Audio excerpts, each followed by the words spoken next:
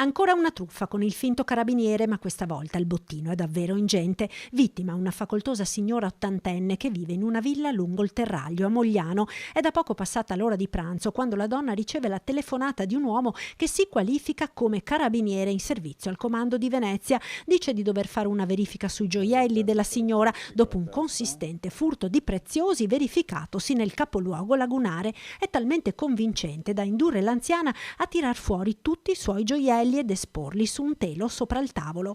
La telefonata è lunghissima. Il finto carabiniere, con una tecnica ormai collaudata in tanti colpi di questo tipo, tiene la vittima sempre in linea in modo che non possa chiamare parenti o forze dell'ordine per una verifica. Fatto sta che dopo un po' si presenta al cancello della villa il complice, il quale, fingendosi il perito incaricato della verifica sui preziosi, entra in casa. In un attimo prende il telo con i gioielli, lo infila nello zaino e si allontana.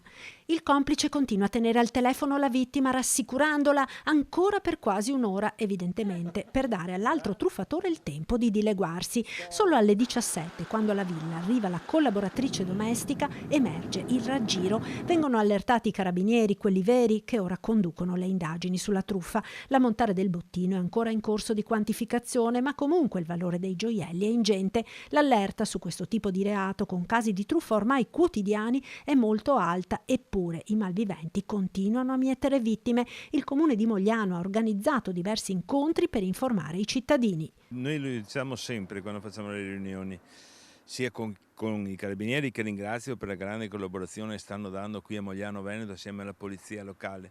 Fate un colpo di telefono, se loro insistono mettete giù il telefono, se effettivamente c'è qualcosa che necessita di un'urgenza, richiamano, ma mettete giù il telefono, interrompete la comunicazione, chiamate il 112 e chiedete informazioni. Mai stare al telefono tanto tempo con queste persone, con una persona che vuole trattenerti al telefono, perché significa che c'è qualcosa di criminale sotto, e in questo caso purtroppo ancora una volta è successo questo.